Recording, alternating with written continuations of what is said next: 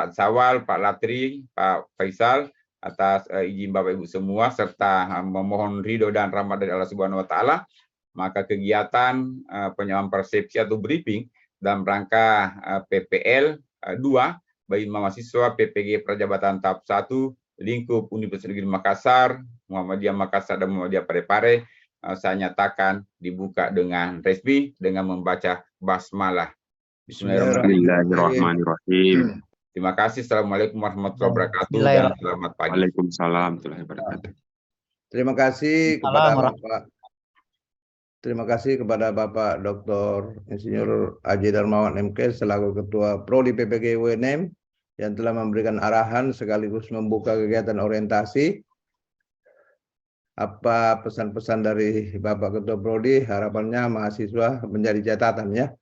Baik, kita beralih pada kegiatan yang kedua yaitu materi orientasi PPL 2 ya, mahasiswa angkatan 1, yang mana materi ini akan dibawakan oleh Bapak Dr. Muhammad Faisal MPD. Disilakan Pak.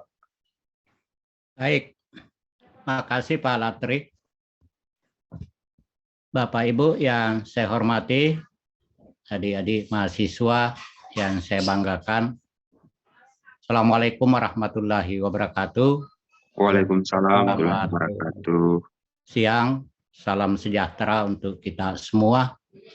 Yang saya hormati Ketua Prodi PPG Universitas Negeri Makassar. Yang saya hormati Ketua Prodi PPG dan pengelola PPG Universitas Muhammadiyah Makassar dan Universitas Muhammadiyah Parepare.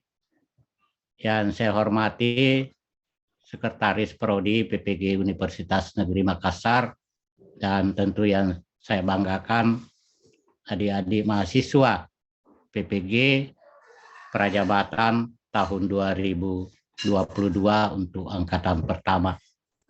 Syukur alhamdulillah pada hari ini insya Allah kita akan duduk bersama sejenak untuk sharing berkaitan dengan mekanisme pelaksanaan PPL 2 yang berbasis domisili, ya, di mana insya Allah adik-adik akan melakukan aktivitas, melakukan kegiatan PPL kurang lebih 60 hari di lokasi masing-masing. Dan tentu saja semoga pelaksanaan PPG ini, khususnya kegiatan praktik pengalaman lapangan, bisa berjalan lancar dan sesuai dengan apa yang kita harapkan bersama. Baik, untuk menghemat waktu, izinkan saya untuk membagikan layar.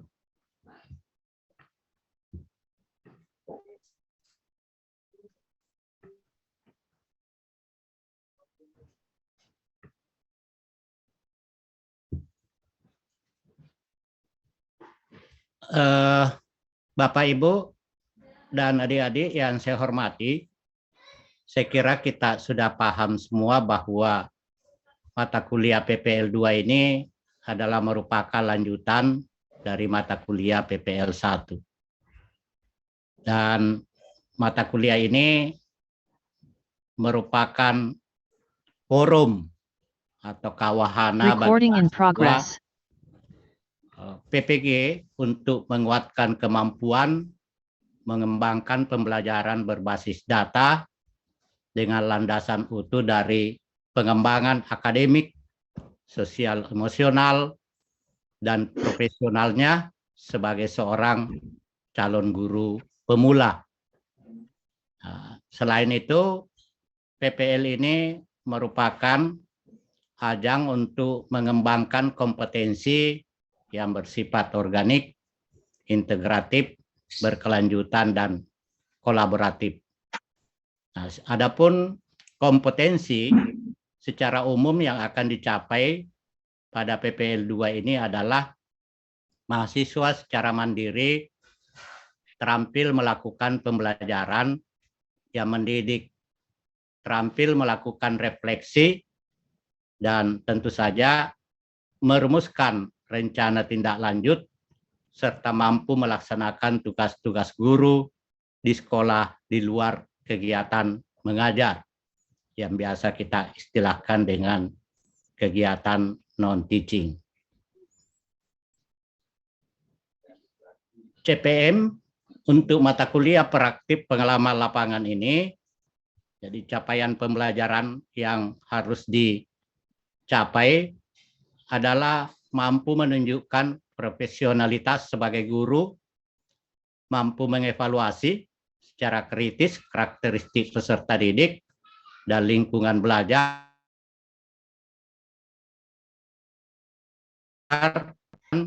mampu melakukan praktik mengajar secara terbimbing dan mandiri sesuai dengan RPP yang telah disusun, mampu melakukan metode penilaian hasil belajar yang beragam yang meliputi 3 ranah pembelajaran, yaitu afektif, kognitif, dan psikomotor, mampu melakukan refleksi dan inovasi pembelajaran secara berkelanjutan melalui penelitian tindakan kelas kolaboratif atau biasa disingkat PTKK.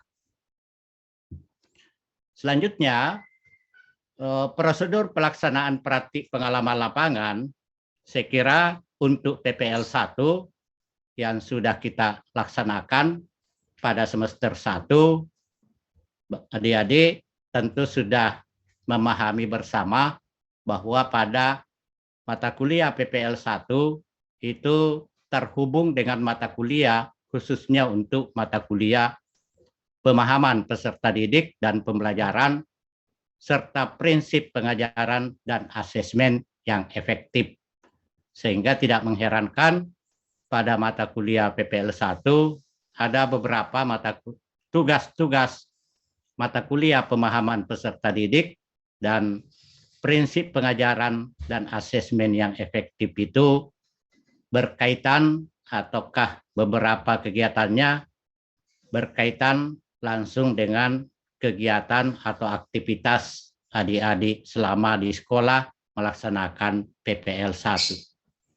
Begitupun pada PPL 2, pada semester 2 ini juga terhubung dengan mata kuliah khususnya untuk mata kuliah prinsip pengajaran dan asesmen yang efektif 2 yang merupakan lanjutan dari asesmen yang efektif 1. Nah, keterhubungan mata kuliah ini dilaksanakan bersamaan dengan praktik pengalaman lapangan. Selanjutnya, model pembelajaran praktik lapangan ini bersifat series, yaitu kompetensi teori dan praktik dilakukan bersamaan. Saya kira ini jelas berbeda pada kegiatan PPL khususnya bagi adik-adik alumni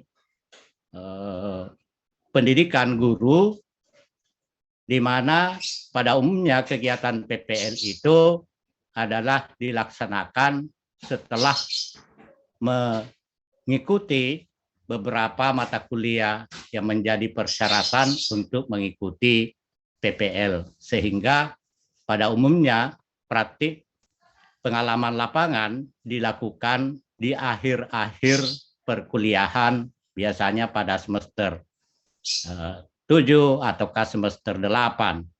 Nah, sedangkan untuk PPG ini adalah pelaksanaan PPL dilakukan secara bersamaan dengan beberapa mata kuliah yang diberikan baik pada semester 1 maupun pada semester 2.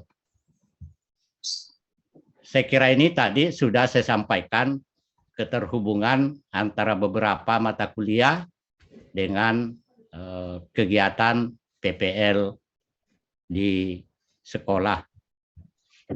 Nah, alokasi waktu PPL, PPG perjabatan, saya kira adik-adik di khusus untuk PPL 1 yang SKS-nya berjumlah 6 itu dilaksanakan sekitar 36 hari. Sedangkan untuk alokasi waktu PPL 2, PPG Prajabatan ini SKS-nya 10, jumlah hari yang insya Allah akan digunakan di dalam pelaksanaan PPL 2 ini adalah 60 hari efektif. Selanjutnya, agenda kegiatan PPL 2 dan perkuliahan PPG Prajabatan. Pertama, persiapan orientasi pelaksanaan perkuliahan dan PPL 2 hari ini 4 Februari 2023. Selanjutnya, koordinasi dengan Dinas Pendidikan dan Kepala Sekolah tempat di mana adik-adik akan melakukan praktik itu sudah dilaksanakan sejak 1 Februari sampai dengan 10 Februari. Jadi masih ada waktu yang memang belum melakukan koordinasi dengan Dinas Pendidikan masing-masing dan kepala sekolah di mana adik-adik akan melaksanakan PPL 2. Selanjutnya, pelaksanaan PPL 2 diharapkan hari pertama kunjungan ke sekolah yang merupakan mulai ataukah dimulainya kegiatan PPL ini yaitu 13 Februari. Yang kita ketahui tadi, ataukah saya sudah sampaikan bahwa hari efektif untuk pelaksanaan PPL 2 ini adalah selama 60 hari.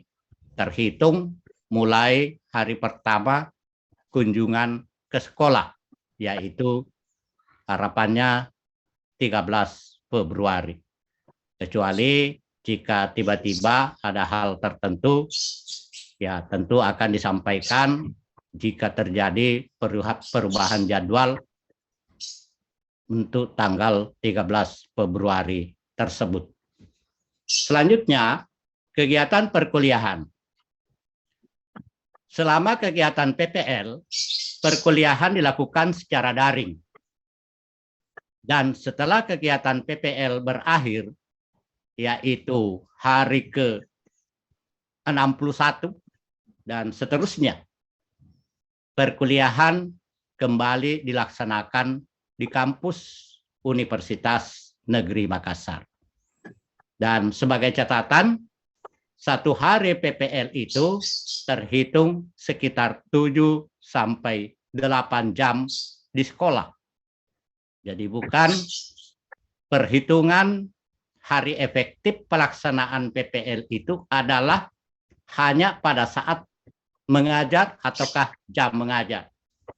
Misalnya mengajar jam pertama kedua, lalu meninggalkan sekolah ataukah keluar dari sekolah, maka itu tidak terhitung sebagai 1 hari efektif. Jadi adik-adik mohon dijadikan catatan penting bahwa hari efektif PPL itu adalah 7 sampai 8 jam di sekolah.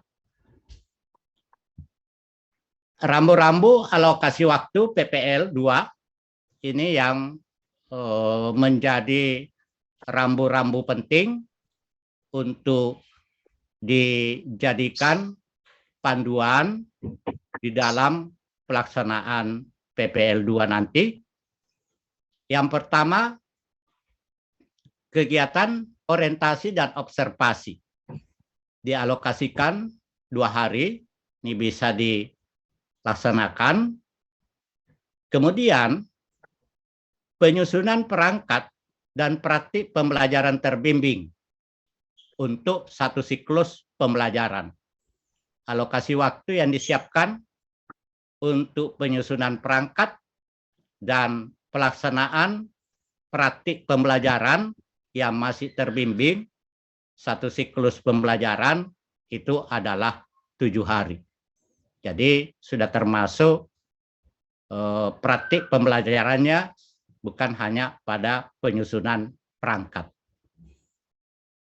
Yang berikutnya, praktik pembelajaran mandiri, di mana di dalam panduan untuk praktik pembelajaran mandiri itu dilakukan 5 siklus pembelajaran. Dengan demikian, praktik pembelajaran mandiri yang dialokasikan waktu selama 40 hari, di dalamnya tentu termasuk kegiatan penyusunan perangkat. Dengan kata lain, sebelum melaksanakan praktik pembelajaran mandiri selama 5 siklus pembelajaran itu adalah didahului dengan aktivitas atau kegiatan penyusunan perangkat untuk setiap siklus.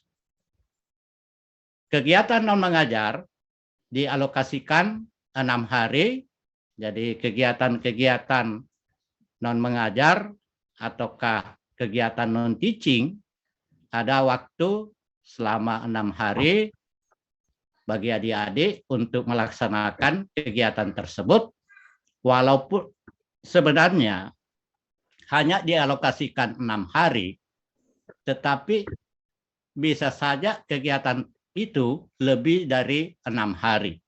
Karena pada masa praktik pembelajaran mandiri, pada masa praktik pembelajaran terbimbing, itu sebenarnya sudah memungkinkan kita atau adik-adik mengikuti kegiatan-kegiatan non mengajar atau melaksanakan kegiatan-kegiatan non mengajar.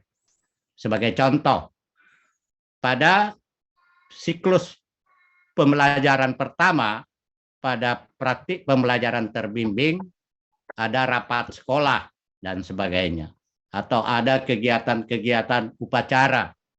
Itu berarti bisa dikategorikan jika adik-adik berpartisipasi aktif dalam kegiatan tersebut, maka bisa dikategorikan sebagai kegiatan non mengajar. Itu dilakukan di luar alokasi waktu yang disiapkan khusus selama 6 hari.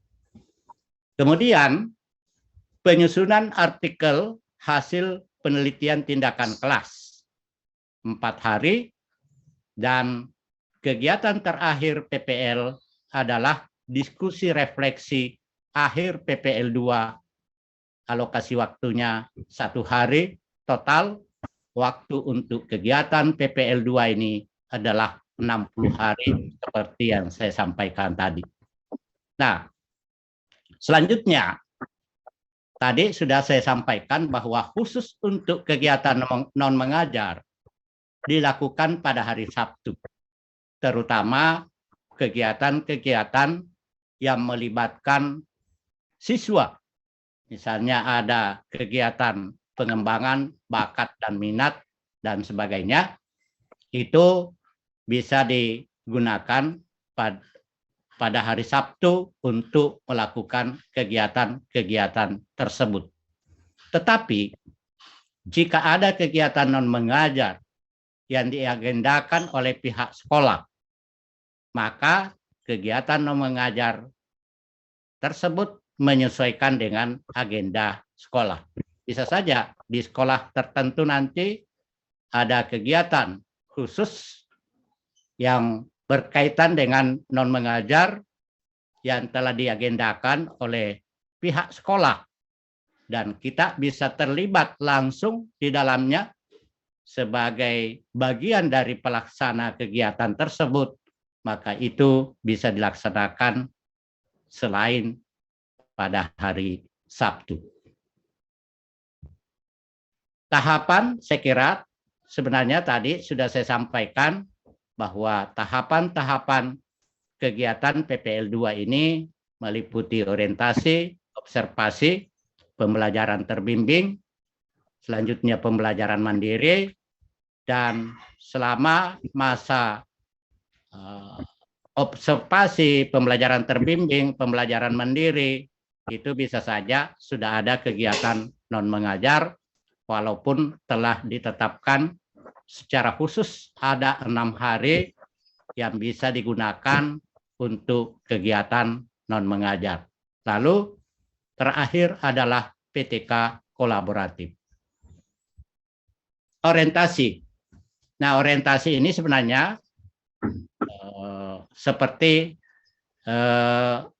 ada kesamaannya dengan orientasi pada waktu PPL 1, yaitu bertujuan memberikan pemahaman kepada mahasiswa PPG terkait dengan hal-hal yang ada di sekolah mitra. Kegiatan orientasi dilakukan pada hari pertama dilaksanakannya PPL 2 di sekolah, dan informasi diberikan oleh kepala sekolah atau koordinator PPL 2 di sekolah. Dan nanti insya Allah di lokasi PPL adik-adik selain tentu banyak berkolaborasi dengan kepala sekolah, tentu juga harus banyak melakukan diskusi, kolaborasi, dan minta arahan, bimbingan dari guru pamong yang nantinya akan disiapkan di sekolah masing-masing.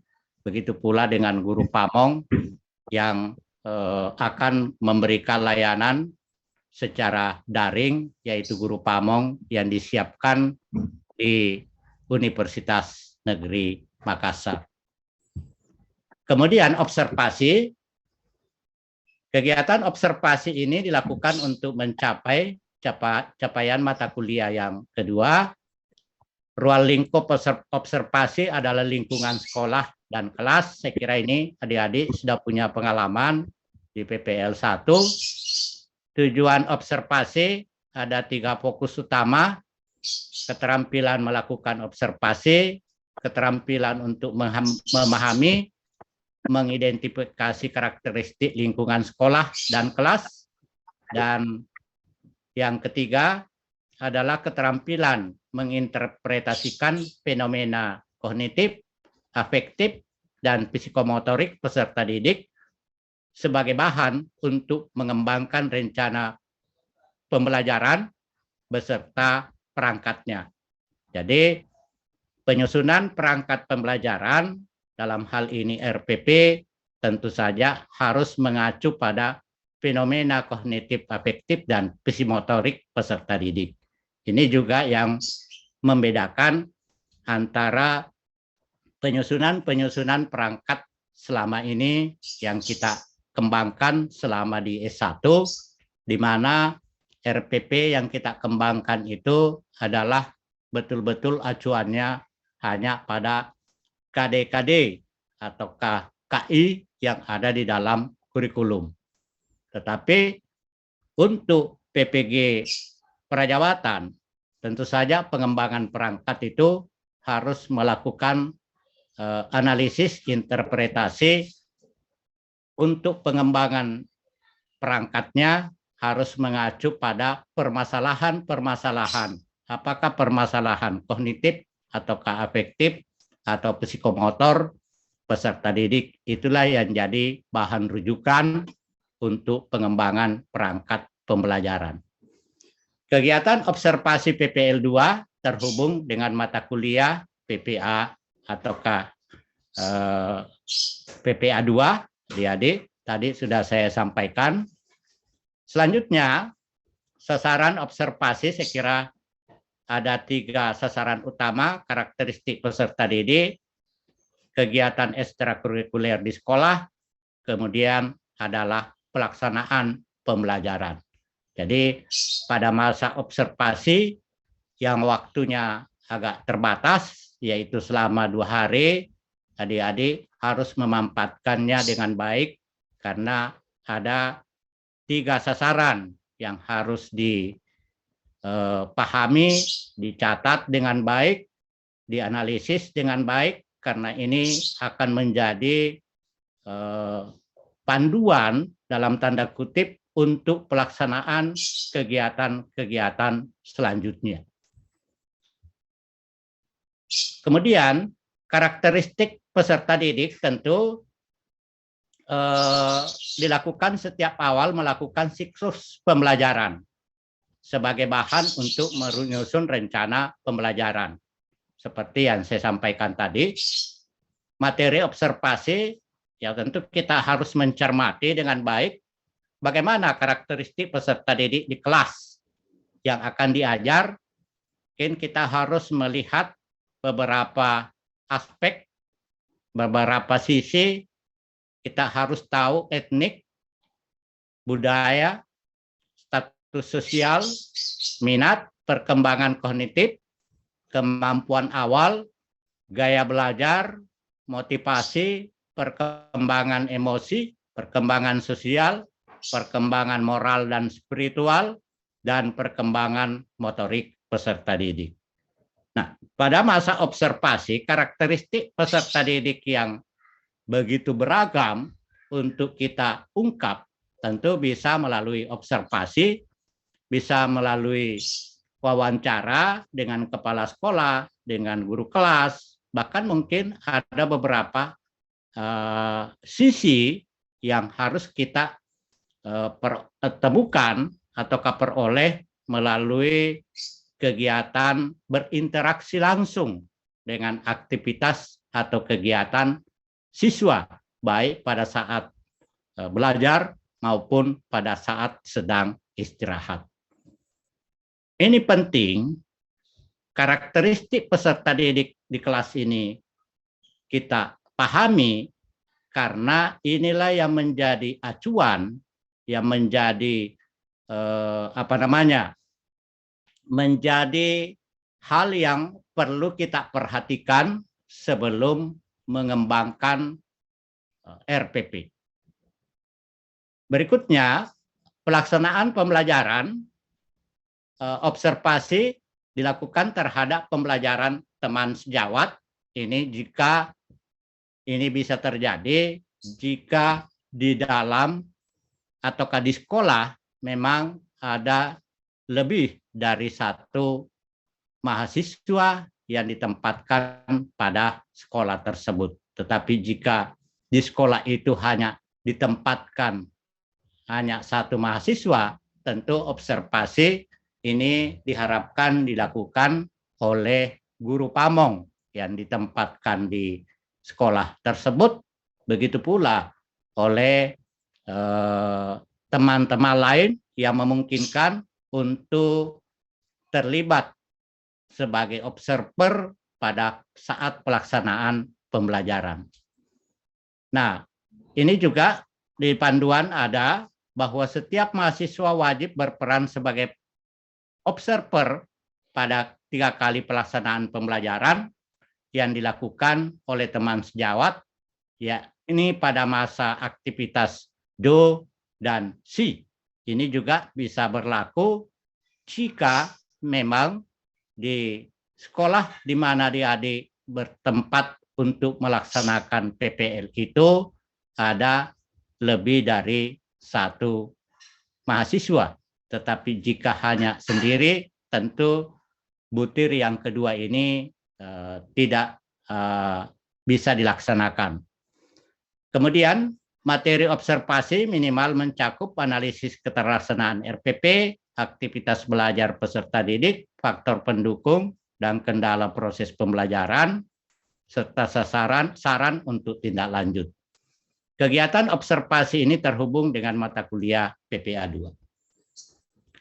Selanjutnya kegiatan ekstrakurikuler atau kegiatan mengajar. Observasi dilakukan terhadap pelaksanaan berbagai kegiatan ekstrakurikuler di sekolah. Saya kira ini di semester 1 adik-adik juga sudah lakukan. Fokus observasi adalah bentuk kegiatan, pelaksanaan kegiatan, peserta didik yang terlibat, faktor pendukung, dan kendala pelaksanaan kegiatan ekstrakurikuler di sekolah. Selanjutnya, praktik pembelajaran terbimbing. Setiap mahasiswa wajib melaksanakan satu siklus praktik pembelajaran terbimbing. Format yang digunakan masih menggunakan lesson study, yaitu melalui siklus plan, do, atau see, refleksi, dan tindak lanjut, seperti yang terdapat pada PPL 1. hasil pelaksanaan siklus pembelajaran terbimbing wajib digunakan mahasiswa sebagai bahan pengembangan siklus pembelajaran pada praktik pembelajaran mandiri. Jadi untuk siklus baik pada plan, do, see, serta khususnya refleksi dan tindak lanjut, inilah yang menjadi acuan bagi adik-adik nanti untuk mengembangkan perangkat khususnya pada siklus-siklus pembelajaran yang akan dilakukan pada praktik pembelajaran mandiri. Kemudian, praktik pembelajaran terbimbing. Saya memaparkan hari demi hari untuk pelaksanaan praktik pembelajaran terbimbing dan mandiri, yaitu pertama pada praktik pembelajaran terbimbing ini dimulai dengan penyusunan perangkat pembelajaran atau plan. Aktivitas mahasiswa bersama dengan GP menetapkan kelas, mata pelajaran, KI, dan KD yang akan diajarkan, menganalisis hasil observasi tentang karakteristik peserta didik dan lingkungan belajar kelas dan kelas yang akan diajar sebagai dasar untuk menyusun perangkat pembelajaran dengan langkah identifikasi dan eksplorasi penyebab masalah. Itu menjadi tagihan pertama LK1, kemudian penentuan penyebab masalah LK2, eksplorasi alternatif solusi dan penentuan solusi, ini LK ketiga. Jadi dari sini dengan menyelesaikan LK-LK yang telah disiapkan, maka akan membantu adik-adik nanti di dalam penyusunan perangkat pembelajaran, di mana perangkat pembelajaran yang dikembangkan itu betul-betul sesuai dengan karakteristik peserta didik dan lingkungan. Karena misalnya pada LK3 itu, di situ sudah ditentukan alternatif solusi dan penentuan solusi untuk menyelesaikan permasalahan yang muncul atau yang ditemukan pada LK2. Jadi LK1, 2, dan 3 ini sebenarnya merupakan LK yang akan membantu adik-adik di dalam penyusunan perangkat pembelajaran berbasis pada karakteristik peserta didik dan lingkungan belajar di kelas masing-masing. Nah, dosen dan guru pamong mengatur penetapan kelas, mata pelajaran, KI-KD yang akan diajarkan oleh mahasiswa. Seperti yang saya sampaikan tadi, bahwa direncanakan pada kegiatan PPL berbasis domisili ini akan dibimbing oleh dosen dan 2 guru pamong. Itu menjadi rencana atau rancangan yang akan dilakukan nanti. Untuk guru pamong yang 2 tersebut, ada guru pamong yang tetap berdomisili mungkin di Makassar dan sekitarnya, dan ada guru pamong yang nanti khusus dipilih dari guru yang ada, salah satu guru yang ada di sekolah masing-masing. Nah, inilah tentu yang akan banyak memberikan arahan, bimbingan secara langsung, misalnya saja penetapan kelas, kemudian mata pelajaran ini tidak ada masalah, khususnya bagi kecuali untuk guru SD, tentu saja pengaturan mata pelajaran ini perlu ada koordinasi dengan guru pamong. KI, KD yang akan diajarkan oleh mahasiswa. Kemudian dosen dan guru pamong mengarahkan dan membimbing mahasiswa menganalisis hasil observasi tentang karakteristik peserta didik dan lingkungan belajar yang akan diajar sebagai dasar untuk menyusun perangkat pembelajaran berdasarkan langkah yang telah ditetapkan. Nah, bagaimana bentuk kegiatan pertemuan antara dosen dan guru pamong? Untuk dosen dan guru pamong di Makassar, kegiatannya dilakukan secara asinkronos.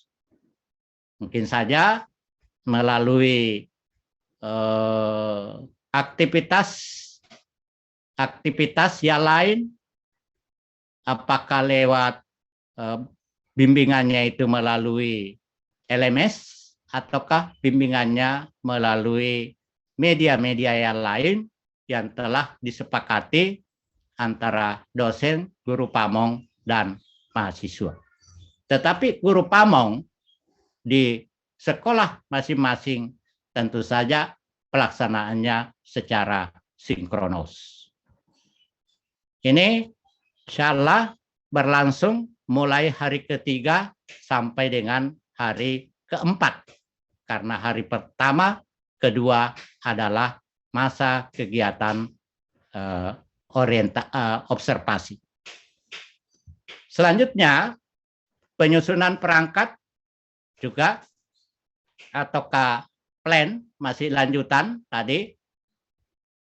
Mahasiswa bersama dengan teman sejawat, guru pamong dan dosen pembimbing menyusun dan mensepakati RPP, menyiapkan perangkat pembelajaran, bahan ajar, media pembelajaran, alat evaluasi, dan lainnya yang dianggap penting untuk memudahkan melaksanakan praktik mengajar secara terbimbing.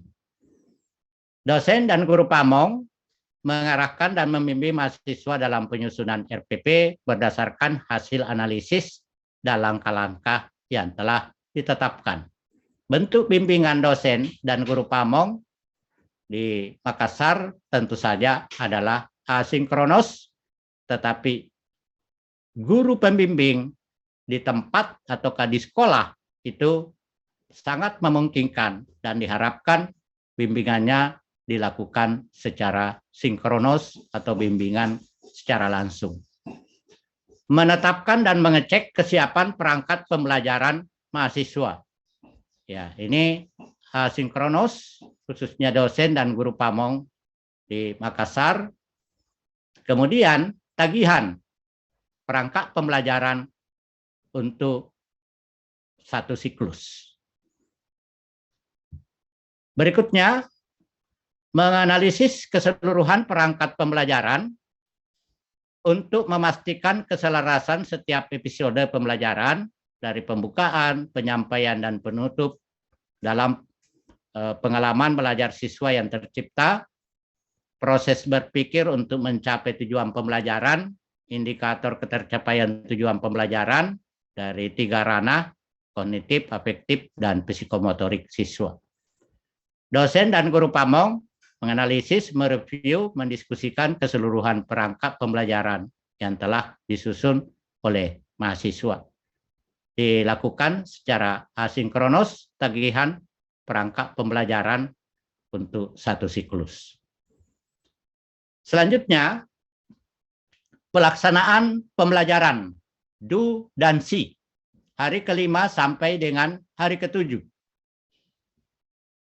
Mahasiswa PPG sebagai praktikan, selanjutnya disebut guru model, membagi tugas kepada guru pamong, dosen pembimbing, dan teman sejawat, khususnya jika di sekolah adik-adik ada teman lain yang ditempatkan di sekolah tersebut untuk berperan sebagai observer, tetapi jika tidak ada teman sejawat, tentu harapan kita observernya itu adalah guru pamong di sekolah ataukah guru yang lain yang ditunjuk oleh kepala sekolah untuk bertindak atau berperan sebagai observer, yaitu melakukan observasi terhadap aktivitas belajar siswa di kelas saat pembelajaran berlangsung. Jadi, observer melakukan observasi atau C dengan menggunakan format lembar observasi lesson study yang telah disiapkan. Nah, tentu saja dosen dan guru pamong memberikan arahan dan menentukan mahasiswa yang akan berperan sebagai observer. Jika tidak ada mahasiswa yang lain di sekolah tersebut, maka bisa saja yang ditunjuk untuk menjadi observer adalah guru yang ada di sekolah atau bahkan mungkin saja kepala sekolah yang langsung akan bertindak atau berperan sebagai observer. Tagihannya adalah lembar observasi. Kemudian guru model ataukah mahasiswa melakukan praktik pembelajaran sesuai dengan yang direncanakan pada kegiatan plan pada hari-hari sebelumnya. Dosen dan guru pamong melakukan observasi terhadap guru model. Ini harapannya kegiatan dosen dan guru pamong serta mahasiswa dilakukan secara sinkronos. Nah, bagaimana dengan dosen dan guru pamong yang di Makassar? Tentu saja, ataukah yang di kampus? Tentu saja bisa menggunakan ataukah memanfaatkan platform apakah Zoom ataukah Google Meet dan sebagainya. Hari kelima, ketujuh, selanjutnya hari ke-8, refleksi pembelajaran dan menyusun rencana tindak lanjut. Bersama dengan teman sejawat, guru pamong, dosen pembimbing, guru model, dalam hal ini mahasiswa, melaksanakan diskusi untuk melakukan refleksi dan membuat rencana tindak lanjut. Kegiatan ini dilakukan dengan langkah menentukan moderator untuk memimpin jalannya diskusi dan notulis jika diperlukan.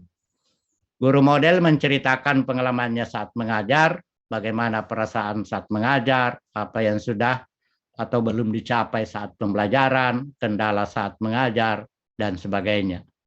Secara bergilir, observer berbagi informasi tentang hasil observasi. Nah, ini juga bisa dilakukan teknisnya seperti ini jika di sekolah memang lebih dari satu mahasiswa yang ditempatkan untuk melaksanakan PPL, tetapi jika tidak, maka bisa saja kegiatan pada hari ke-8 ini adalah dilakukan secara tatap muka langsung dengan guru pamong maupun dengan dosen dan guru pamong di kampus, tetapi itu adalah dalam bentuk sinkronos ataukah dengan memanfaatkan platform ataukah aplikasi yang telah disepakati bersama.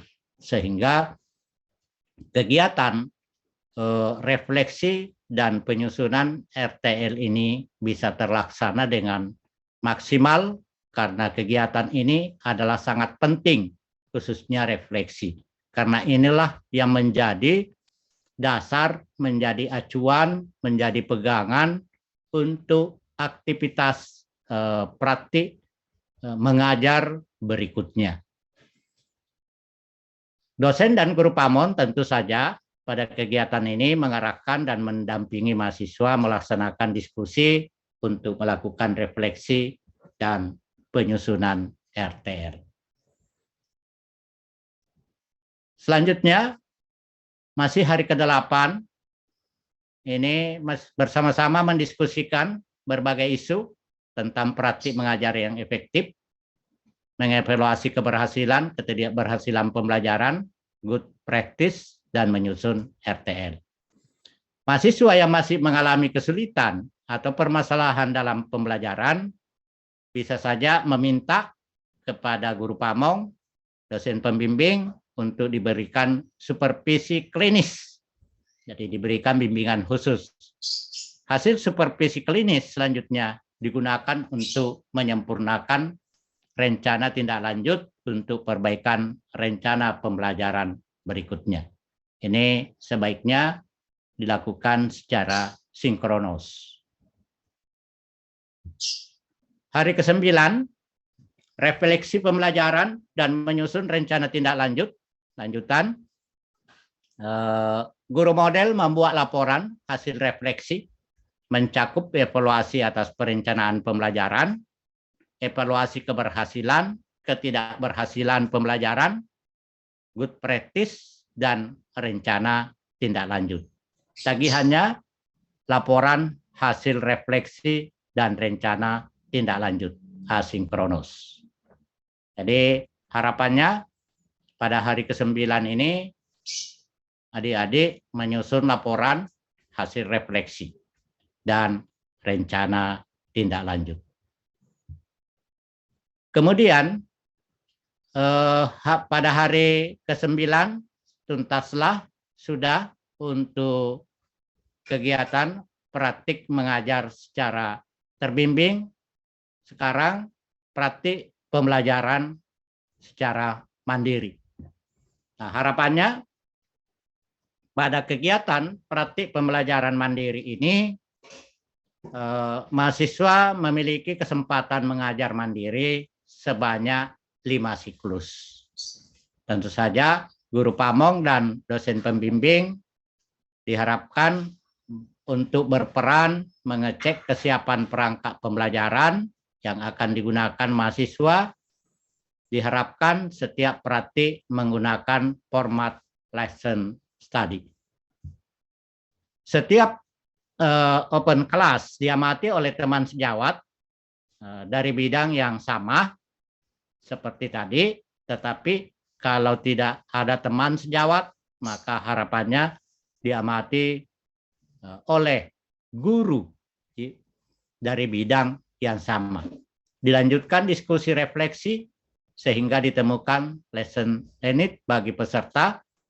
Guru pamong dan dosen pembimbing diharapkan mendampingi pelaksanaan lesson study minimal 2 kali untuk setiap mahasiswa.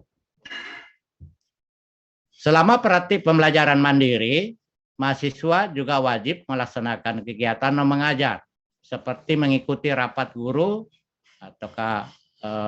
atau kegiatan yang dilakukan oleh pihak sekolah, kemudian menyusun laporan tindakan kelas, lalu kegiatan-kegiatan lain, misalnya membimbing kegiatan ekstrakurikuler yang ada di sekolah tersebut. Bukti pelaksanaan harus didokumentasikan di dalam jurnal harian PPL PPG Prajabatan. Nah, kita mulai praktik pembelajaran mandiri untuk siklus 1. Penyusunan perangkat pembelajaran atau plan mulai hari ke-10 sampai dengan hari ke-12. Jadi ada 3 hari waktu untuk menyusun perangkat pembelajaran. Bersama dengan GP menetapkan kelas, mata pelajaran, KI, KD yang akan diajarkan, menganalisis hasil observasi tentang karakteristik peserta didik dan lingkungan belajar yang akan diajar sebagai dasar untuk menyusun perangkat pembelajaran dengan langkah identifikasi dan eksplorasi penyebab masalah, yaitu LK1, penentuan penyebab masalah, LK2, eksplorasi alternatif solusi, dan penentuan solusi, yaitu menyelesaikan LK3. Ya, dosen, guru pamong ini dilakukan atau dilaksanakan secara asinkronus. Tagihannya LK1, LK2, dan LK3. Nah, di mana tagihannya ini nanti tentu kita harapkan adik-adik di-upload masuk ke dalam LMS. Kemudian masih lanjutan dari penyusunan perangkat atau plan bersama dengan teman sejawat, guru pamong, dosen pembimbing, menyusun dan menyepakati RPP. Jadi berdasarkan LK 1, 2, dan 3, kalian tentu sudah bisa menyusun perangkat pembelajaran, menyiapkan perangkat pembelajaran, apakah itu bahan ajar atau materi, media pembelajaran, LKPD, dan tentu saja instrumen evaluasi. Tagihannya perangkat pembelajaran 1 siklus.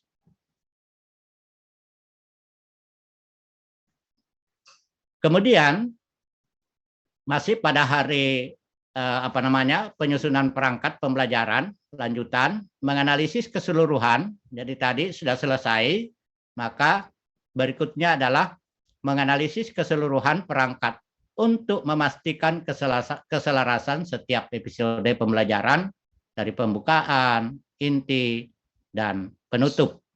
Lalu tentu juga memperhatikan indikator tujuan pembelajaran, apakah memang sudah memuat untuk aspek kognitif, afektif, dan psikomotorik. Ya, dosen dan guru pamong harapannya nanti akan menganalisis, mereview, dan mendiskusikan keseluruhan perangkat pembelajaran yang telah disusun oleh mahasiswa.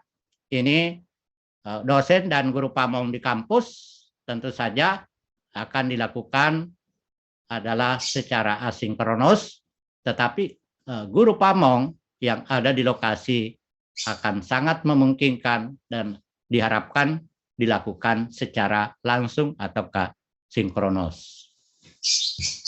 Selanjutnya, pelaksanaan pembelajaran do dan C hari ke-13 sampai dengan hari ke-15.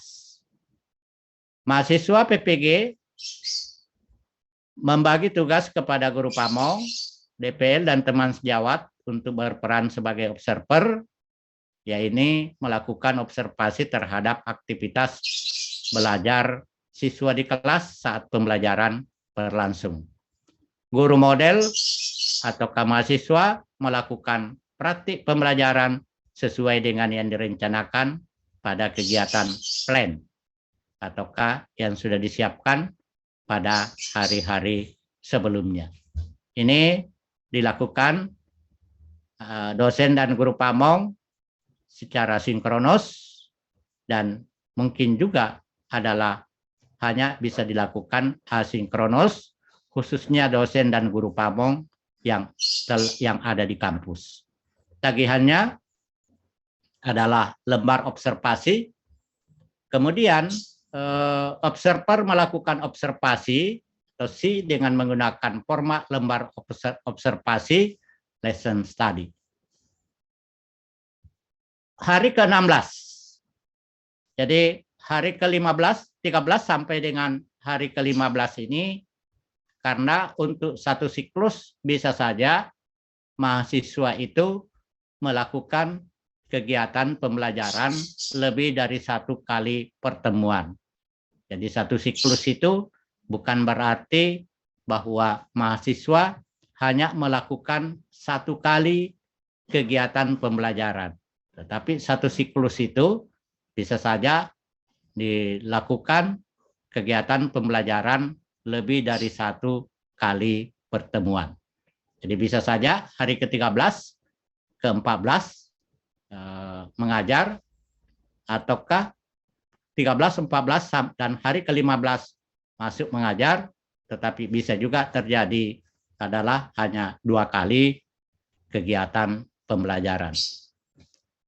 Selanjutnya, hari ke-16, refleksi pembelajaran dan penyusunan rencana tindak lanjut bersama dengan teman sejawat, guru pamong, dosen pembimbing, mahasiswa melaksanakan diskusi untuk melakukan refleksi dan membuat RTL. Ya, kegiatannya sama tadi pada waktu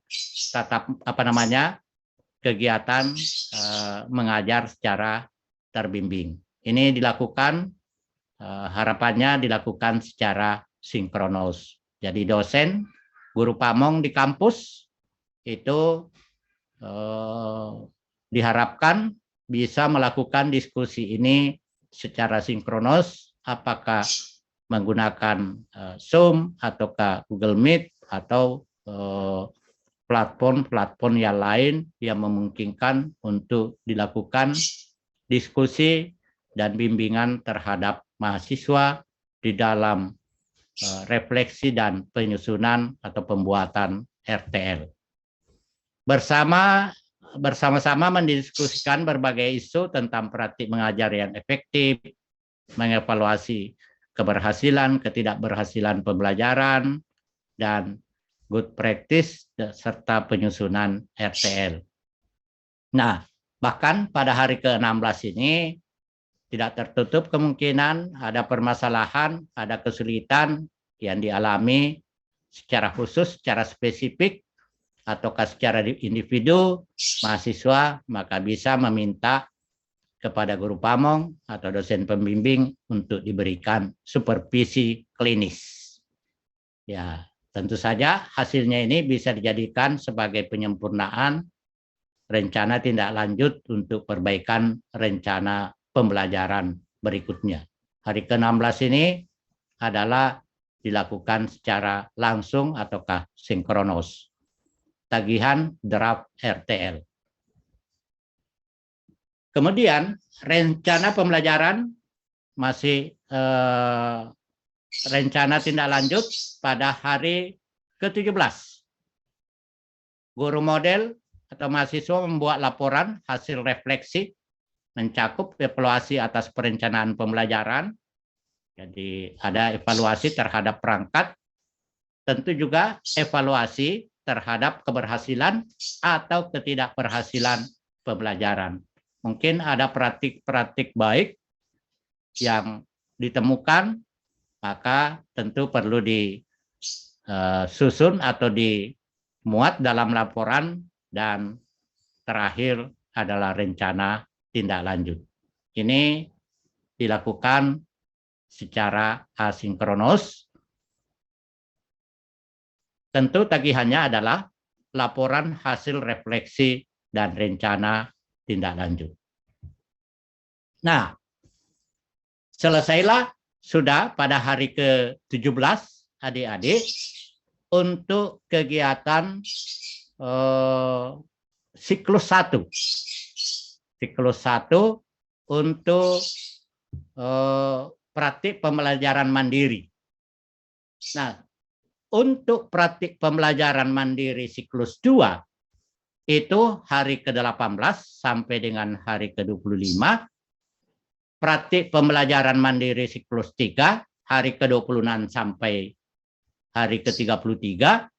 Praktik pembelajaran mandiri siklus 4 hari ke-34 sampai 41. Praktik pembelajaran mandiri siklus 5 hari ke-42 sampai dengan hari ke-49. Aktivitasnya baik siklus 2, 3, 4, dan 5 berulang seperti praktik pembelajaran mandiri siklus 1 yang telah saya paparkan. Jadi aktivitasnya sama, plan do see, ya sama aktivitasnya. Jadi bagaimana atau apa saja yang dilakukan oleh mahasiswa, oleh dosen pembimbing, dan guru pamong sama aktivitasnya pada praktik pembelajaran mandiri siklus 1. Nah, kegiatan non mengajar. Butir E. Jadi kegiatan non mengajar adik-adik, di jadwal tadi saya sudah menyampaikan alokasi waktu adalah 6 hari. Tetapi bukan berarti kegiatan non mengajar ini nanti dilakukan betul-betul ataukah dialokasikan khusus waktu 6 hari. Ya, boleh seperti itu, tetapi tentu tidak efektif. Maksudnya kegiatan non mengajar adalah 6 hari ini, minimal aktivitas atau partisipasi kegiatan non mengajar ini adalah totalnya 6 hari. Jadi selama melakukan praktik pembelajaran mandiri, mahasiswa juga wajib melaksanakan kegiatan non mengajar. Seperti terlibat dalam manajemen pendidikan di sekolah, mengikuti rapat guru, piket sekolah, berpartisipasi dalam kegiatan ekstrakurikuler seperti pramuka, kesenian, olahraga, penanganan kesulitan belajar peserta didik, dan tentu aktivitas menyusun laporan tindakan kelas juga boleh dikategorikan sebagai kegiatan non mengajar. Nah, tentu saja aktivitas kegiatan-kegiatan dalam partisipasi di sekolah atau berpartisipasi dalam kegiatan ekstrakurikuler harus disertai dengan bukti pelaksanaan yang didokumentasikan di dalam jurnal harian PPL PPG Prajabatan. Jadi tolong adik-adik jangan lupa untuk kegiatan non mengajar ini menyertai bukti keterlibatan atau bukti kehadiran, misalnya mengikuti rapat guru dan sebagainya. Apakah itu berupa dokumen-dokumen dalam bentuk absen kegiatan, ataukah mungkin juga ada kegiatan yang dibutuhkan bukti dari kepala sekolah bahwa memang adik telah berpartisipasi dalam kegiatan tersebut. Nah, ini tentu saja kegiatan ini adalah antara dosen, guru pamong dengan mahasiswa, kecuali guru pamong yang ada di lokasi dilakukan secara asinkronus. Kemudian, perbaikan pembelajaran berkelanjutan melalui PTK kolaboratif. Kegiatan PPL dilakukan dengan menggunakan pendekatan pembelajaran reflektif. Ya, tentu ini memiliki tujuan membangun sense profesional mahasiswa, membangun pembelajaran berbasis bukti, membangun keterampilan mahasiswa untuk merajut proses pembelajaran sebagai suatu proses berkelanjutan. Nah, perbaikan pembelajaran berkelanjutan ini dilakukan melalui penelitian tindakan kelas kolaboratif dengan skema menekankan pembentukan cara berpikir sistematis, analitis, dan berkelanjutan, terintegrasi dengan siklus pembelajaran mandiri, berperan sebagai asesmen terhadap praktik pembelajaran mahasiswa di PPL 2 yang memaknai proses dan bukan pemenuhan karya ilmiah sebagai produk. PTK dilakukan bersama dengan pelaksanaan lesson study dalam praktik pembelajaran mandiri. Jadi ini terintegrasi adik-adik, bukan PTK yang lepas dari kegiatan PPL. Tetapi PTK ini dilakukan secara bersamaan atau terintegrasi dengan pelaksanaan lesson study dalam praktik pembelajaran mandiri. Yang berperan sebagai pengamat adalah guru pamong dan atau dosen pembimbing, serta teman sejawat dari bidang studi yang sama atau serempun. Kegiatan refleksi lebih difokuskan pada upaya menemukan kelebihan dan kelemahan pembelajaran siklus 1, serta upaya perbaikan pembelajaran untuk dilaksanakan pada siklus 2. Demikian seterusnya. Tadi ada siklus 1, siklus 2, siklus 3, siklus 4, siklus 5. Jadi refleksinya tentu saja diharapkan bahwa permasalahan siklus 1 dicoba untuk diatasi pada siklus 2 dan seterusnya, sehingga diperoleh hasil yang sesuai dengan target yang telah ditetapkan. Diharapkan PTK yang dilaksanakan peserta dapat menghasilkan suatu pengembangan model pembelajaran yang kreatif dan inovatif. Nah, penentuan pengembangan model pembelajaran kreatif inovatif itu sebenarnya berkaitan erat dengan LK 1, 2, dan 3 yang saya sebutkan tadi di awal. LK 1 di situ mengidentifikasi permasalahan, lalu LK 2 itu diharapkan untuk adik-adik menetapkan masalah dengan mengkaji berbagai literatur, lalu LK ketiga itu sudah ditetapkan solusi yang akan dipakai untuk mengatasi permasalahan atau akar permasalahan yang telah ditetapkan pada LK 2. Ini kegiatan PTK, ada kegiatannya atau tahapan tertentu bisa dilakukan secara sinkronos, mungkin ada pertemuan lewat Zoom ataukah lewat aplikasi yang lain, dan sebagian juga memungkinkan hanya dilaksanakan secara asinkronus.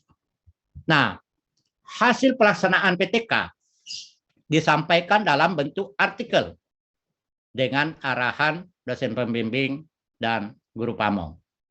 Jadi kalaupun membuat laporan, maka yang menjadi ataukah penekanan yang kita inginkan adalah artikel dari pelaksanaan PTK tersebut.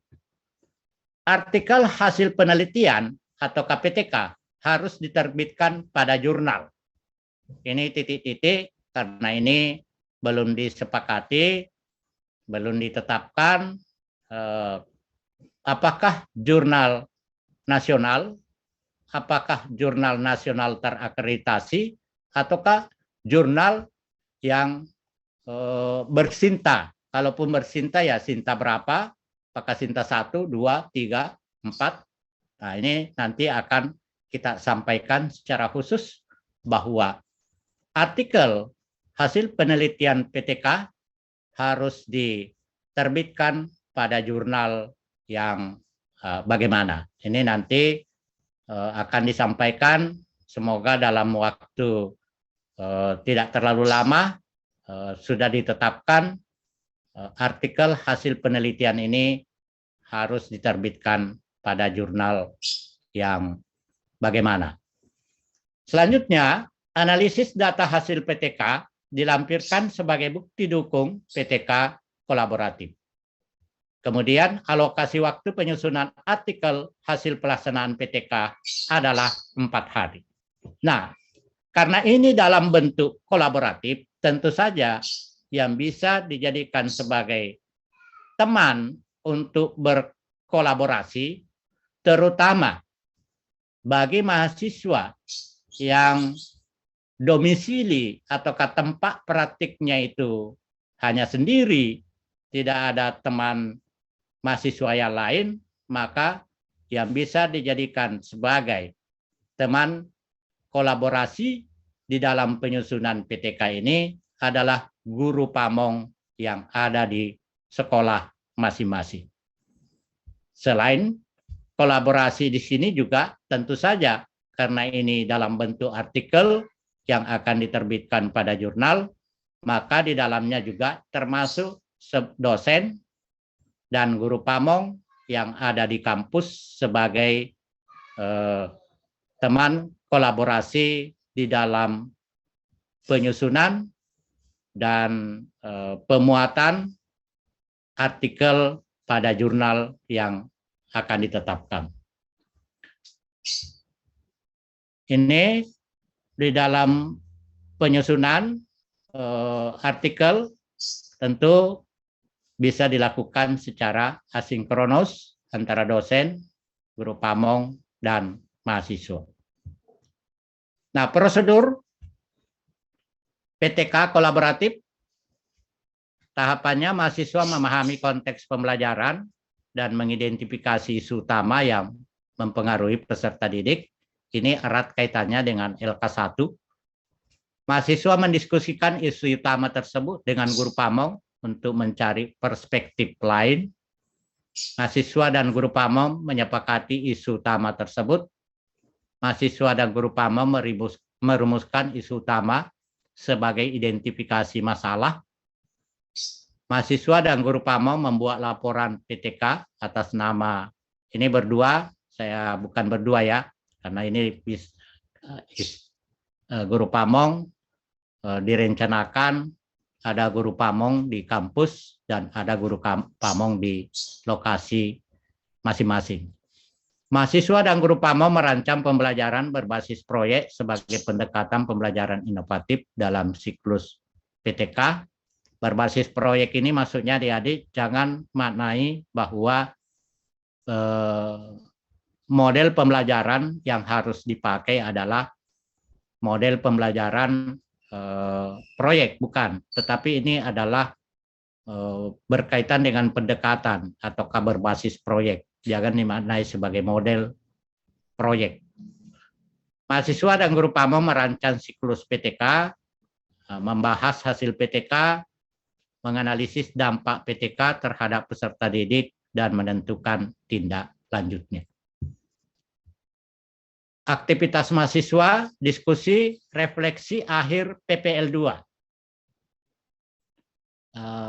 Aktivitas mahasiswa bersama dengan teman sejawat, guru PAMO, DPL, melaksanakan diskusi untuk melakukan refleksi dan membuat RTL. Mahasiswa membuat laporan hasil refleksi, mencakup evaluasi atas perencanaan pembelajaran, evaluasi keberhasilan, ketidakberhasilan pembelajaran, ada mungkin praktik baik, dan rencana tindak lanjut. Dosen dan guru PAMO akan mengarahkan, mendampingi mahasiswa dalam berdiskusi, mengarahkan dan membimbing mahasiswa membuat laporan hasil refleksi. Ini dilakukan, bisa dilakukan secara sinkronos. Terima kasih Bapak Ibu dan adik-adik mahasiswa. Semoga apa yang saya paparkan ini paling tidak bisa menjadi panduan umum di dalam melaksanakan kegiatan PPL 2 yang akan dilaksanakan di tempat atau lokasi masing-masing, entah nun jauh di sana ataukah entah dekat di sini. Terima kasih. Assalamualaikum warahmatullahi wabarakatuh dan selamat siang. Terima kasih Pak Faisal telah menyampaikan materi terkait dengan orientasi PPL ya. Kaitan dengan pelaksanaan persiapan, saya berikan kesempatan 3 orang ya, raise hand. Kalau ada hal-hal yang ingin ditanyakan, 3 orang, silakan raise hand ya. Terkait dengan pelaksanaan PPL. Silakan Aldias dari Prodi PGSD, silakan. Baik, bismillahirrahmanirrahim. Assalamualaikum warahmatullahi wabarakatuh. Salam warahmatullahi wabarakatuh. Ya, terima kasih atas kesempatan yang diberikan kepada saya, Pak. Yang pertama yang ingin saya tanyakan, Pak, terkait koordinasi dengan dinas, Pak, dan sekolah. Karena sejauh ini kami belum menerima dasar untuk menyampaikan koordinasi, Pak, terkait penempatan kami di sekolah tersebut. Yang kedua, Pak, terkait koneksi jaringan ini, Pak, teman-teman, karena kan tidak semua daerah itu sama koneksi jaringannya, Pak. Jadi mungkin ada solusi terkait teman-teman yang memiliki koneksi yang kurang mendukung dalam proses kegiatan PPL 2 ini. Yang ketiga, Pak, terkait PAMONG dan DPL, mungkin tadi ada gambarannya sudah dipaparkan. Terkait dosen, guru PAMONG yang nantinya di sekolah itu, Pak, apakah ditunjuk langsung oleh LPTK masing-masing ataukah bagaimana, Pak? Karena otomatis ketika kami koordinasi ke depan terkait dengan sekolah pasti ditanyakan, takutnya ditanyakan terkait itu, Pak. Seperti itu. Mungkin itu, Pak, 3 pertanyaan dari saya. Terima kasih atas waktunya. Assalamualaikum warahmatullahi wabarakatuh. Waalaikumsalam warahmatullahi wabarakatuh. Silakan Pak Faisal atau Pak Sawal yang jawab. Oke, baik. Saya kira ini Pak Sawal bisa. Oke, makasih Pak Faisal, Pak Latri, Pak Aldias. Oke, baik, Bapak Ibu, teman-teman mahasiswa yang saya hormati. perlu kami sampaikan bahwa untuk koordinasi ke Dinas Pendidikan, untuk teman-teman yang di bawah naungan Dinas Pendidikan Kabupaten Kota, kemudian untuk SMA, SMK, untuk teman-teman yang di bawah naungan Dinas Provinsi, sebelum kegiatan kita ini kami sudah melakukan koordinasi ya secara daring kemarin, di mana semua kepala dinas bersama kepala bidang GTK sudah kita bersama-sama ya membicarakan apa yang kita lakukan hari ini dan kelanjutannya selama 60 hari ke depan ya. Jadi teman-teman tidak usah khawatir karena para pejabat pendidikan, Dinas Pendidikan sudah mengetahui dan sangat memahami apa yang teman-teman akan lakukan nanti di sekolah mereka. Nah, kemudian berkaitan dengan surat menyurat, kemarin sudah ada kami sampaikan secara menyeluruh ya melalui WA masing-masing. Namun besok insya Allah hari Minggu setelah kami update lagi ya, karena ada beberapa teman-teman kalian yang akan melakukan PPL di provinsinya masing-masing seperti di Jawa Tengah, di Gorontalo, di Papua, kemudian Sulawesi Tenggara, Sulawesi Tengah. Mereka akan kembali sehingga kami mengupdate lagi ya, dan beberapa teman-teman kalian yang akan mengupdate tempat PPL-nya di kabupatennya masing-masing karena belum terisi sehingga mereka akan pindah ya di kabupaten masing-masing, dan itu kemarin alhamdulillah sudah terakomodir oleh Direktorat GTK Pusat, dibolehkan pindah jika di sekolah itu betul-betul ada kekosongan dari guru atau ada kekurangan guru. Nah, itu sudah mendapatkan respon dari Direktorat PPG ya. Nah, kemudian berkaitan dengan jaringan Pak Aldias, kami sudah melaksanakan PPG dalam jabatan.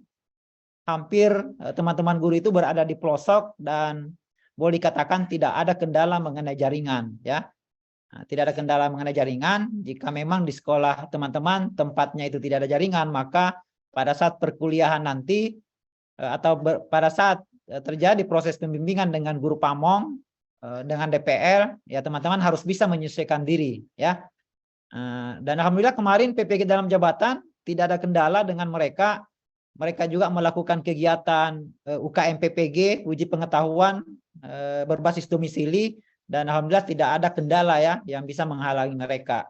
Nah, kemudian untuk guru pamong tadi sudah dijelaskan dengan baik oleh Pak Faisal bahwa nanti itu akan ada guru pamong yang akan mendampingi teman-teman ya, guru pamong yang ditunjuk dari Makassar. Kemudian teman-teman juga harus mengkoordinasikan dengan pihak sekolah guru pamong yang nantinya akan mendampingi teman-teman di sekolah lokasi PPL-nya masing-masing.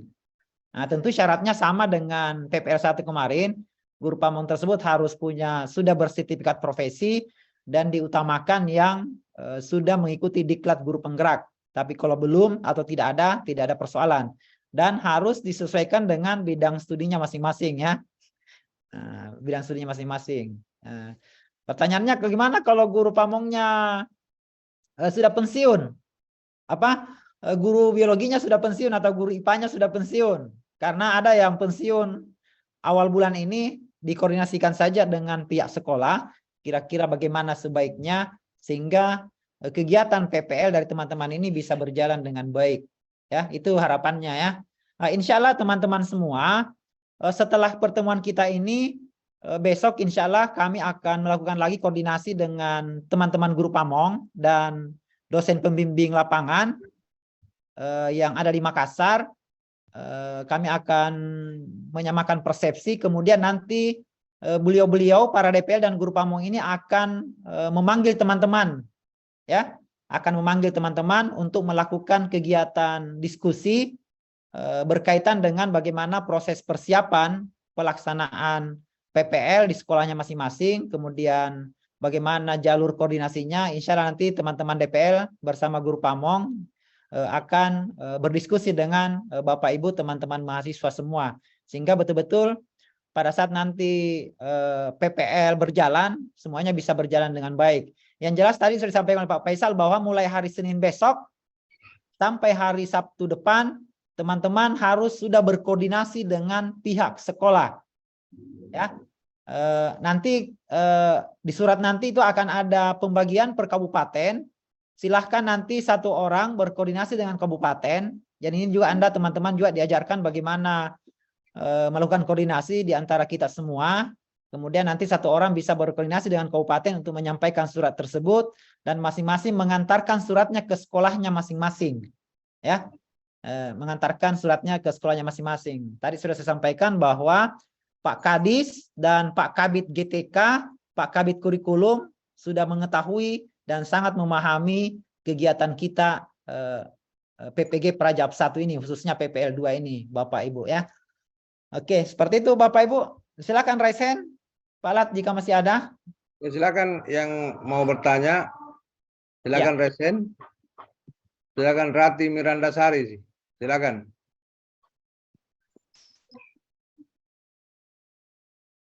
Aktifkan mic-nya.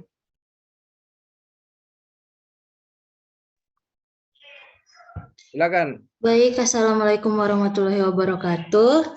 Silakan dulu videonya. Masa Maaf bisa? Pak, jaringannya lagi tidak stabil Pak, kalau Oke, kuhidupkan terlempar lagi nanti. Baik Pak, saya mau bertanya terkait DPL, apakah DPL-nya itu sama dengan PPL 1 atau akan berubah, dan apakah guru pamong yang dari Makassar itu guru pamong yang kami sama dengan guru pamong yang waktu PPL 1 juga. Terima kasih Pak. Iya, tadi sudah saya sampaikan bahwa DPL dan guru pamong untuk PPL 2 ini sama dengan yang mendampingi teman-teman semua di PPL 1. Karena beliau-beliau lah yang sangat memahami apa yang teman-teman akan lakukan nanti apa yang telah teman-teman lakukan selama PPL 1 ya. Jadi insya Allah nanti DPL, PPL 1 dan guru pamong PPL 1 tetap sama dengan yang akan bertugas nanti di PPL 2. Plus ditambah dengan guru pamong masing-masing di sekolahnya. Nah, jadi itu tadi saya sudah sampaikan ya, silahkan nanti secepat mungkin menyampaikan. Nanti akan ada link, ada tautan form Google Form nanti yang akan diisi oleh teman-teman, diserahkan kepada guru pamong yang ditunjuk oleh Bapak Kepala Sekolah, Ibu Kepala Sekolah. Ya. Nah, jadi nanti ada Google Form nanti akan diisi. Silahkan nanti teman-teman memberikan kepada guru pamong yang ditunjuk oleh sekolah di lokasinya masing-masing. Ya, seperti itu Rati ya. Silakan Yuli Ratnadila. Yuli Ratnadila. Baik Pak. Silakan. Ya, terima kasih atas kesempatannya Pak. Yang ingin saya tanyakan, yang pertama itu, apakah nanti untuk 5 siklus pembelajaran ini kita cukup menghandle satu kelas atau seperti apa Pak? Kemudian yang pertanyaan kedua, bagaimana kalau guru yang ada di sekolah tempat PPL kita nanti ini belum tersertifikasi dan bukan dari guru penggerak? Terima kasih Pak. Iya, kalau masalah sertifikasi tadi sudah saya sampaikan bahwa silahkan berkoordinasi dengan kepala sekolah ya mengenai sertifikasi. Ya, kalau memang tidak ada sama sekali, jadi karena memang ada kemungkinan ada beberapa sekolah yang kebetulan bidang studinya sama dengan teman-teman tidak bersertifikasi atau masih honorer. Nah, seperti itu ya, ada kemungkinan. Jadi silahkan nanti dikoordinasikan, itu namanya dikondisikan ya teman-teman.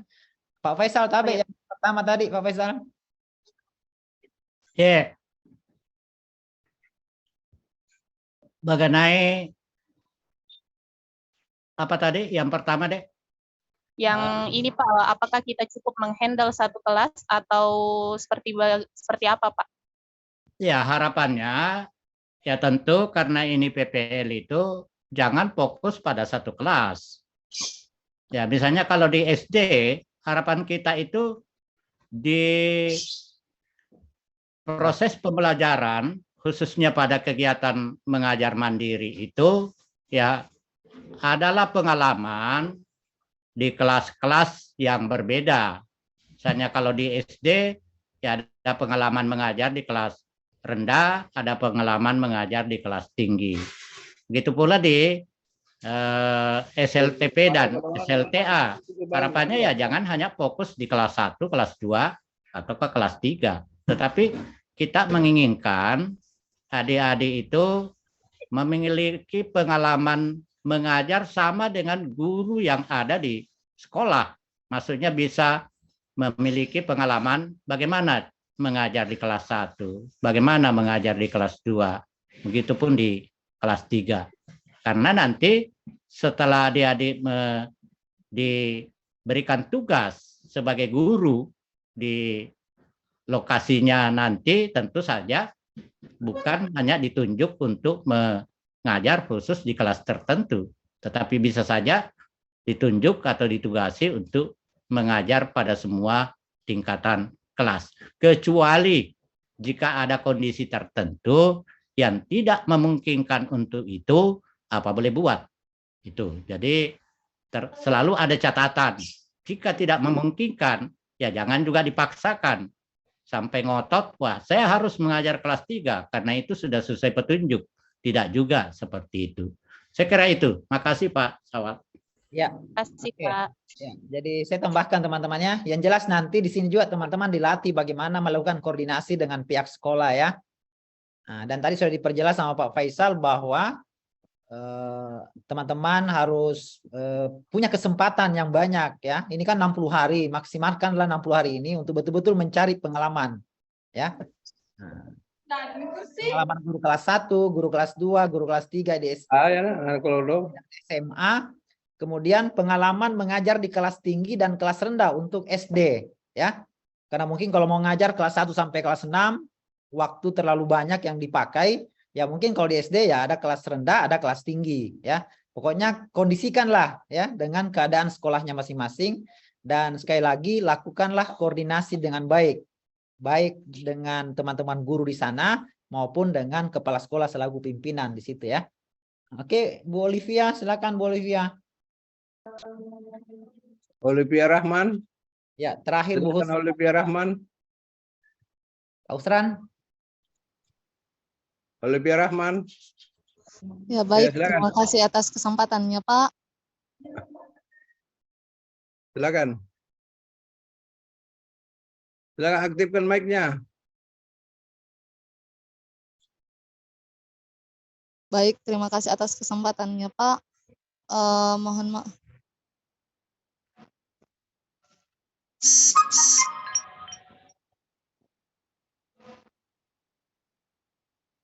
Olivia.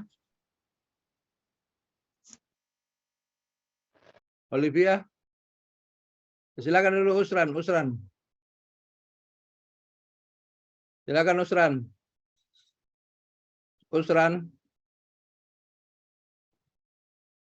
Silakan. Terima kasih banyak atas kesempatan yang telah diberikan kepada saya. Saya dari jurusan fisika, Pak. Nah, yang mau saya tanyakan di sini adalah bagaimana dengan lembar observasi yang nantinya akan digunakan untuk lesson study, karena pada PPL sebelumnya itu tidak ada, Pak.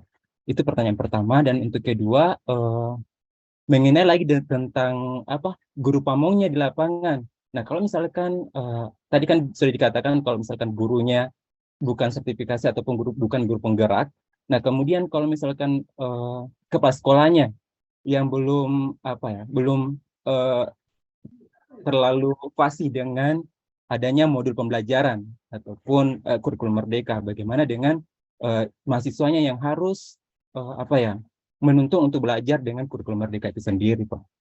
Nah, untuk pertanyaan selanjutnya adalah bagaimana kalau misalkan tadi kan dikatakan bahwa pada hari ke-8 sampai 12 kalau tidak salah ya, hari ke-8 sampai 12 kalau tidak salah 5 sampai 7. Nah, pada saat hari itu, hari ke-5 sampai hari ke-7 kita akan melaksanakan pembelajaran gitu. Nah, ketika pada hari itu Bu tidak ada pembelajaran fisika 3 hari berturut-turut itu.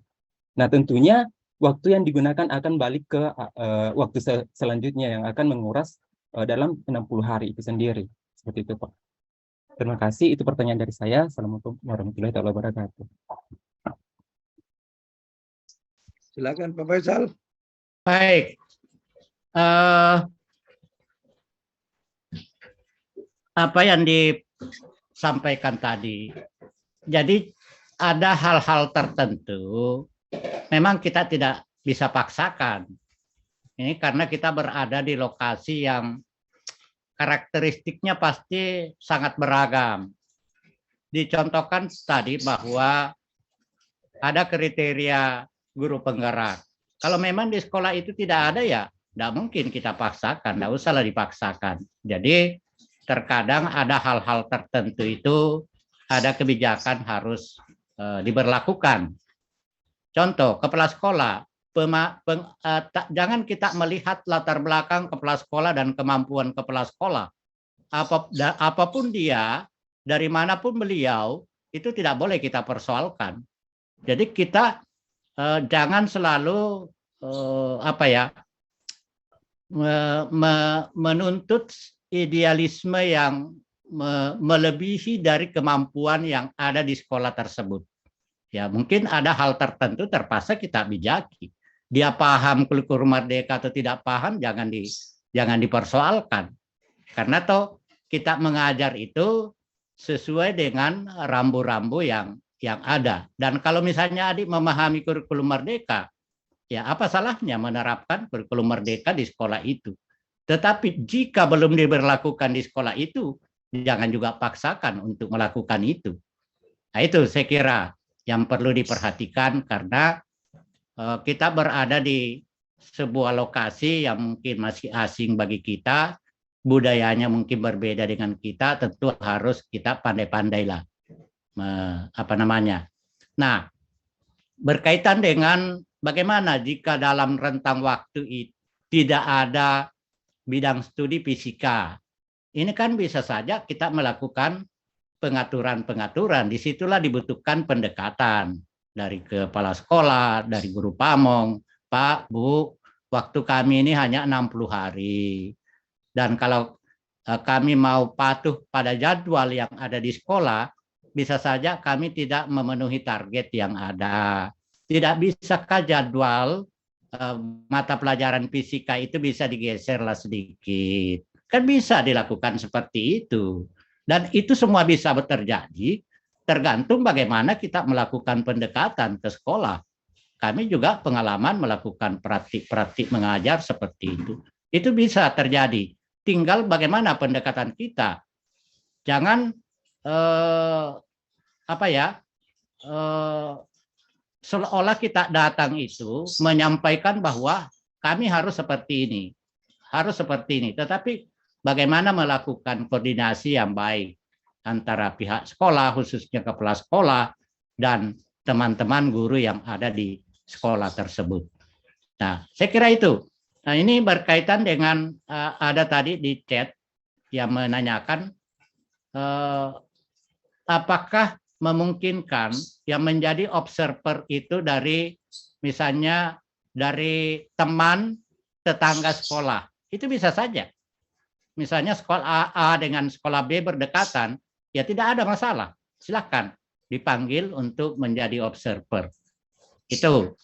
Lalu ada juga bagaimana PTK kolaboratifnya? Apakah memungkinkan misalnya dari rumpun IPA pada bidang yang berbeda? Itu bisa. Bisa. Tetapi melihat kondisi yang terjadi, maka saya sarankan tadi, sampaikan kolaborasinya itu adalah dengan guru pamong. Itu yang paling baik. Kolaborasi dengan guru pamong, dan ini suatu sharing pengalaman yang sangat berharga. Karena yang memiliki pengalaman banyak tentu saja adalah guru pamong, dan harapannya adik-adik memiliki kemampuan hal-hal yang terbaru, sehingga kolaborasinya sangat baik. Jadi karena kolaboratif sebenarnya ini bisa ideal terjadi di mana kolaborasinya antara mahasiswa dengan mahasiswa yang lain jika model PPL-nya seperti PPL 1. Tetapi karena kondisi PPL-nya sekarang berbeda, maka kolaborasinya yang paling ideal, paling tepat itu kami sarankan kolaborasi dengan guru pamong, baik guru pamong di sekolah maupun guru pamong di kampus, begitu pula dengan dosen pembimbingnya.